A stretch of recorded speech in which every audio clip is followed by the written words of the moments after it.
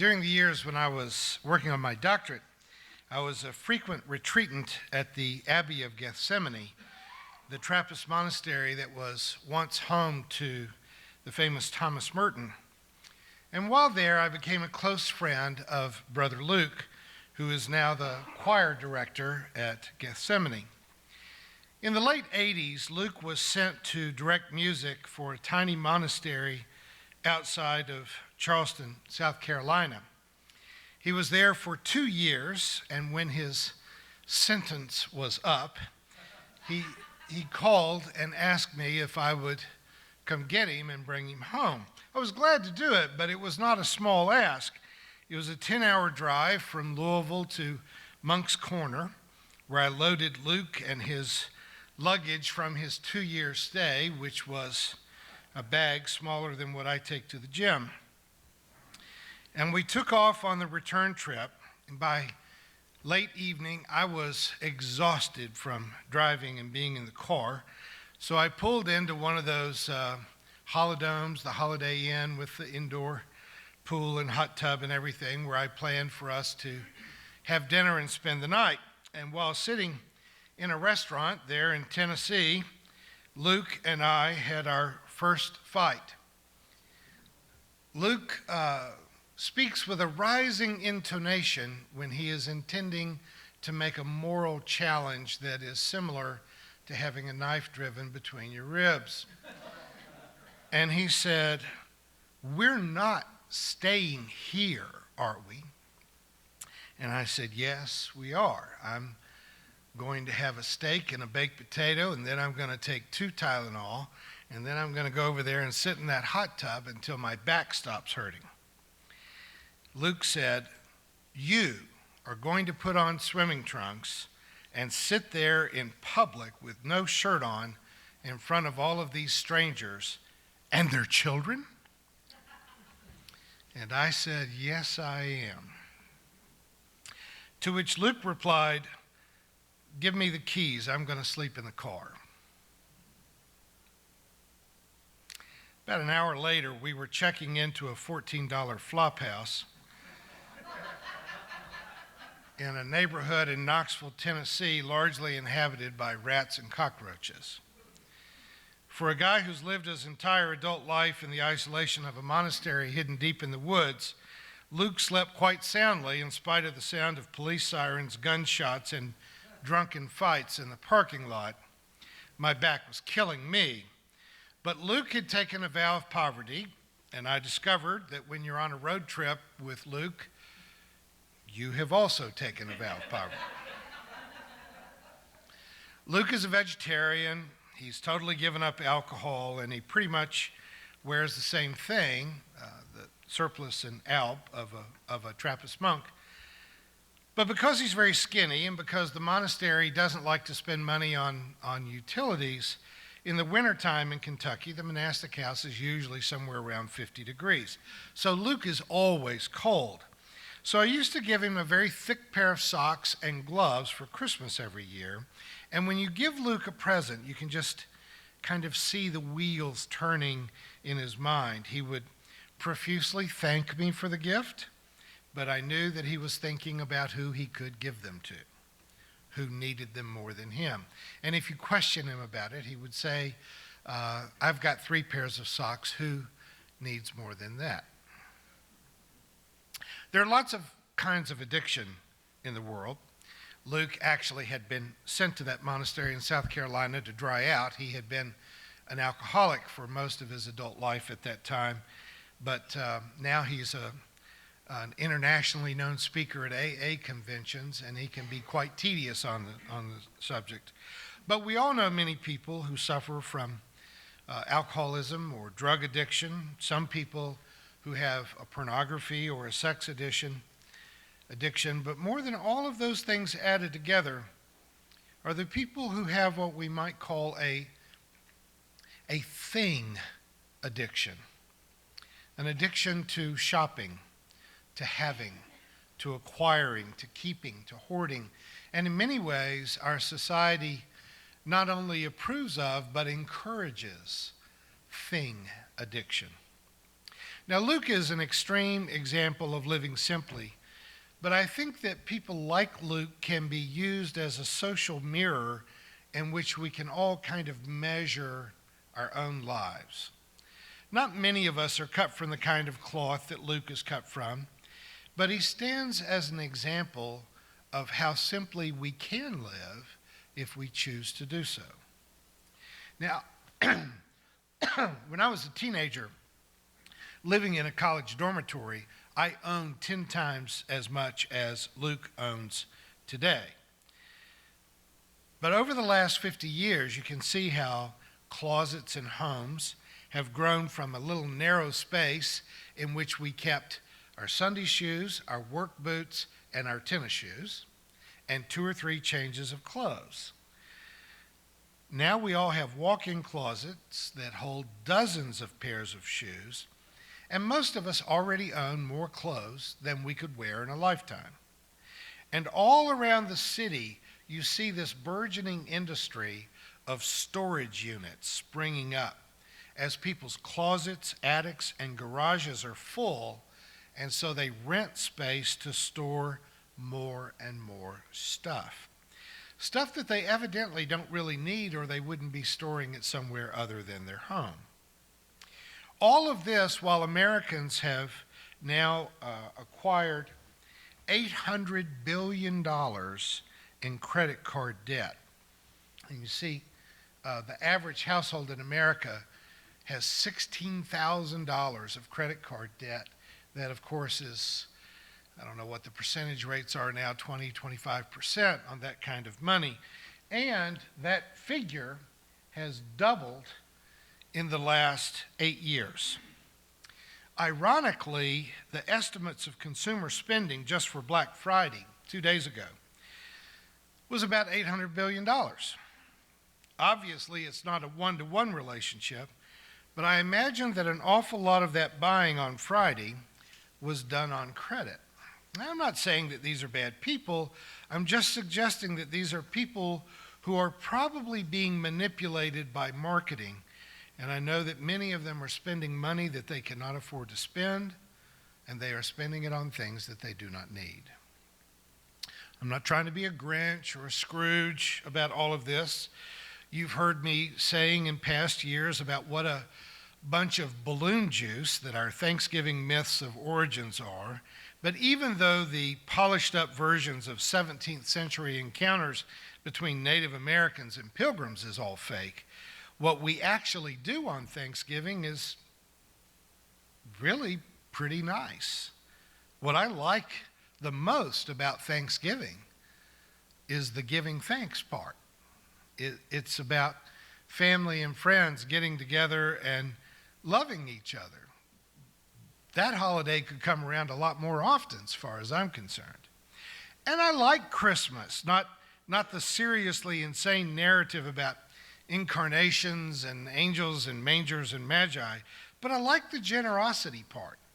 I'm not going to go all church lady on you and compare how close the spelling of Santa is to Satan, but there is something inherently evil about the credit card debt and the competitive shopping hysteria that is associated with the holiday. I do think that kids deserve to be given toys and clothes that are appropriate to them. You have to recognize that kids change sizes very fast and their entertainment needs change. So getting kids a lot of gifts on Christmas makes perfect sense. But I feel about Christmas gift giving about the same way I feel about birthdays. Spoil kids as much as you can, but there comes a point in life when people need to stop expecting everyone to make a big deal about their birthday. And that point is somewhere between the age of 8 and 16. There is nothing more pathetic than someone who is over 25 who is all pouty and depressed because they didn't get what they wanted for Christmas or on their birthday. Again, I'm not trying to be a radical about this, but what if we just decided that we're just not going to be sucked into the capitalism of addictive shopping? What if when you go to the mailbox and you've got all those catalogs of neat things that you can order, if you just throw those catalogs away without opening them? What if you just refuse to pay attention to the big sales and the push to get you to go out and buy more and more and more. Give love gifts to your friends if you want to, especially an autographed copy of one of my books. I mean, something small and reasonable. I was upset when I heard that Bibi Netanyahu was in trouble for accepting bribes, and the bribes were bottles of wine and cigars. Man, you can give me bottles of wine and cigars. I don't see that as a bribe. I just see that as an I love you. You understand what I'm saying? I will do some of that. I will give some love gifts to people that are over 16. But realize that almost everyone that you have in your middle class circle of friends will buy the shirts, ties, and electronics that they want when they want them. And nothing that you wrap up and put under a tree will mean as much to them as just an invitation to come over for dinner. Most of us already have too many things, and none of us have enough friends. What we really need can't be stored in a closet. And somehow we've been tricked into believing that spending money is an equivalent to love. It's not. It just isn't. Check your own heart. You already know that it's true. Guilt buying or bribing, it is not the same thing as love. But again, the impulse towards generosity, I don't want to throw a wet blanket on that. I want to applaud generosity. And there are people all around us who, in fact, do need warm socks and gloves because they don't get to live inside. I think our generosity needs to be aware of how broken our economic system is. I don't know if there's a heaven or hell, but I do know that we've got 500 people living under bridges and in sewer culverts around town, and that my generosity needs to take them into mind. If you've never seen Ben Kingsley's 1982 portrayal of Gandhi, I really recommend this movie to you. But there's this one wonderful scene in which Gandhi is trying to fight the caste system in India by establishing an ashram where everyone lives exactly the same. Everyone shares in every necessary job of their communal living. But there's this disturbance when Gandhi's wife, Kasturba, who was born into a higher caste, just refuses to take her turn at cleaning the latrines. To her, that was defiling, and she just wouldn't do it. And Gandhi was insisting that we are all the same. And Gandhi told her that he takes his own turn in cleaning the latrines and that she has no choice in the matter. But she very memorably says to her husband, "But everyone doesn't even want to be as good as you are." Excuse me.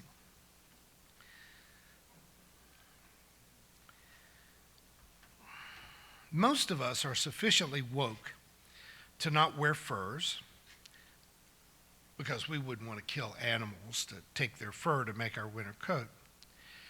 But every one of us here is wearing leather shoes, aren't we? And morally, what's the difference?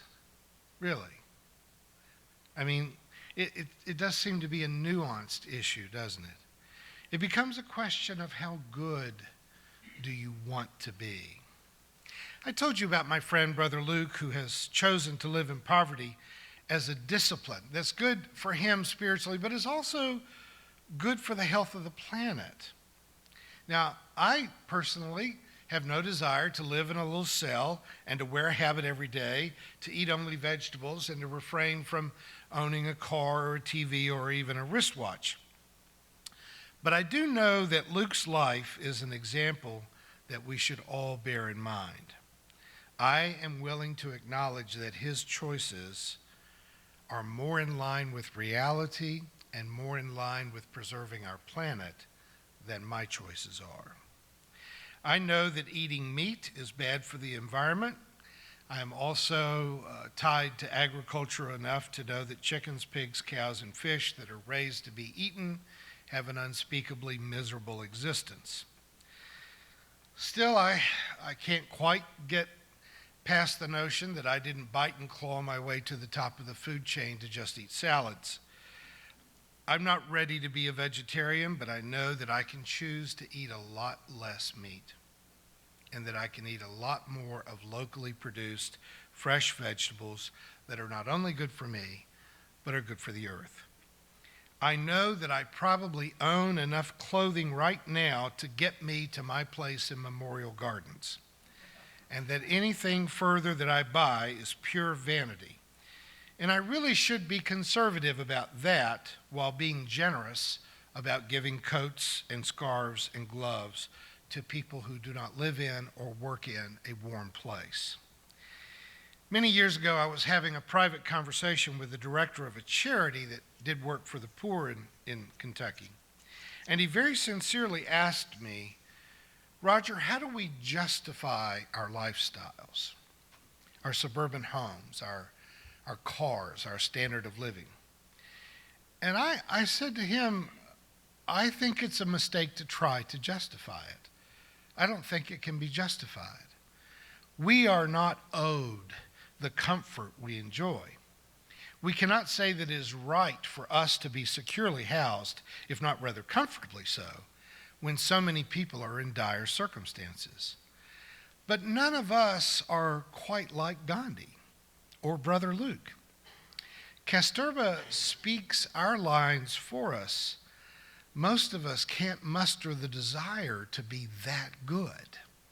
But that doesn't mean that we should try to find a moral justification for the fact that we're not even trying.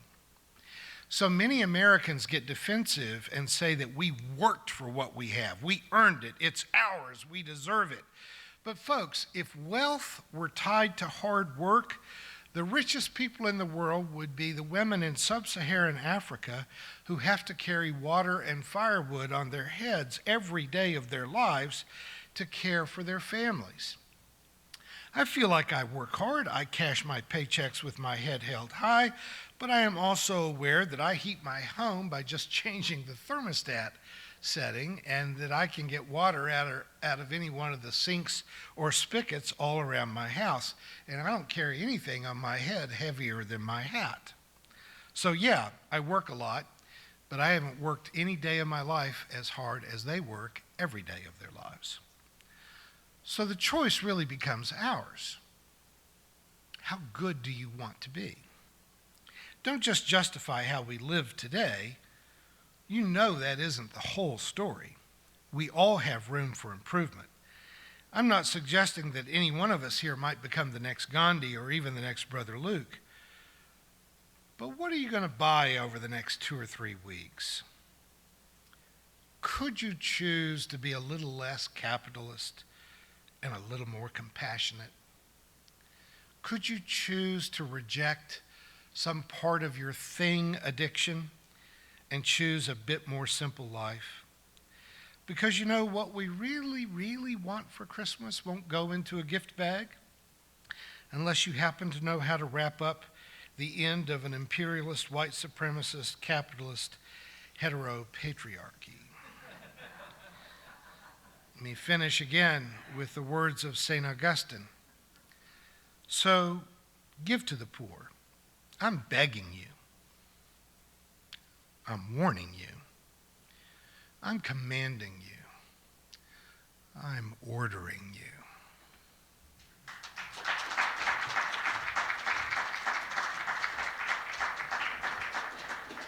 Thank you for watching our videos. We are entirely dependent on the donations of our listeners and members. We hope that you find this content to be important enough to help us to keep offering these videos to the public at no charge by becoming a regular contributor. Please click on the donate button on our website at www.spfccc.org. Thank you for your support of progressive religious programming.